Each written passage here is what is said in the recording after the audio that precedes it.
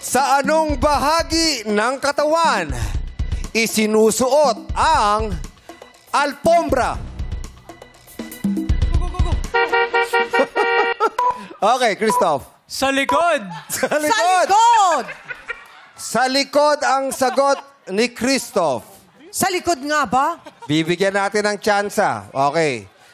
Sa likod is mali. Wrong. Mali. Hindi sa likod isinusuot ang alpombra. Uulitin ko para kay Brent. Brent, ang tanong, sa anong bahagi ng katawan isinusuot ang alpombra? You have 3 seconds. Sa paa. Paa. Paa. Ano ba yun? Ano ba yung alpombra, Brent? Brent, alam mo kung ano yung alpombra? Hindi po. Hindi ka sure? Hindi po. Sino bumulong sa'yo ng paa? Eto, itong mga kakampi ko, syempre. Magaling Mabilis ang pandinig ni Brent. Tama yan, bro. Tama. Sigurado ka ba sa paa yung Sa alpombra? paa. Sure ka, Hindi mo ba naririnig yung word alpombra? Oh. Powder ba yun? Grabe. Yung alpombra minsan lumilipad. Yes! Diba? At saka masakit yan. Yes. Ako ilang beses ko nakitang lumilipad yan. Baka pala yung leather niyan. Oo. Ay, yung grabber niyan. Yes. Yung pambabaeng ganyan, minsan beaded pa. Yes. Yan ang bawal mo isuot kapag umuulan. Tama. Kasi mangangamoy.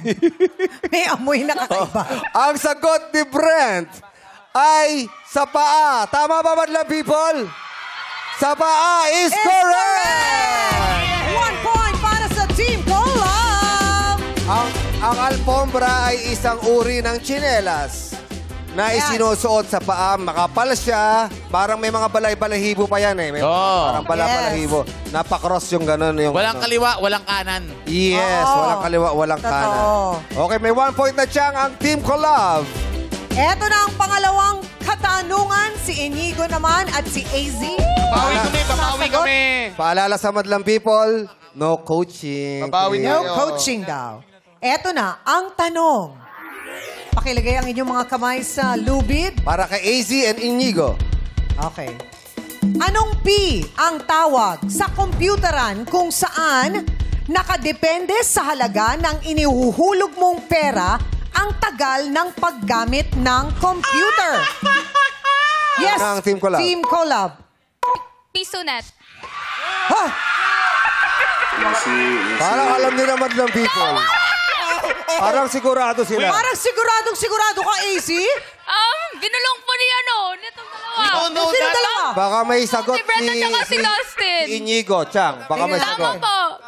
May sagot ka doon sa katanungan na yon? Wala akong sagot, hindi ako nagko-coffee. Ano yun? Hindi, kasi we have wifi at home, that's why. Oh, sosyal! Like it's unlimited, like Oh, hindi ako nag-ano. Si AZ mukhang doon nagpapagawa to ng mga projects. Mas malakas, Oo, nung araw. mas malakas wifi dito.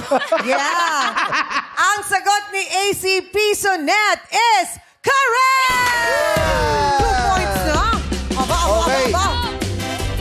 Gusto ko na lang tanongin, Chang. Team Magic Stars, kaya ba? Kaya pa, boys? Kaya ba? Kaya ba to? Hindi ba talo? Kaya ba today? Let's go! Kayang humabol? Let's go! Susuko! Kayang humabol. Hahabol daw. Habol tayo. Okay. Joaquin, ha? Habol, Sige, ha? habol tayo.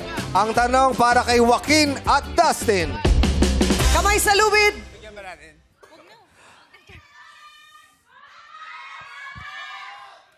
Gusto ko tanongin si Dustin. Dustin, umiinom ka ba? Oo. Ha? Minsan. Tubig. Minsan. Tubig lang. Si Joaquin. Minsan. Sometimes. Parang safe yung sagot, ha? Bago lang po. Baka nanonood si nanay. O, eto na. Anong alak ang tinutukoy ng bilog at 4 kantos? Alam ko yan. Yes, Dustin. Gin! Gin. Gin! Tama! Gin! Sa tingin mo, Joaquin, tama yung gin? Beer! Ha? Beer ang sagot ni Joaquin. Beer. Ano yung tanong? Beer daw siya. Dahil katabi niya si Jukes. Kasi kanta nila Jukes yun eh. Oo. May beer Okay. light pa nga eh. May inom to. Ang tanong kay Dustin at kay Joaquin, anong alak ang tinutukoy ng bilog at 4 kantos? Ang sagot ni Dustin ay gin. Gin is tama!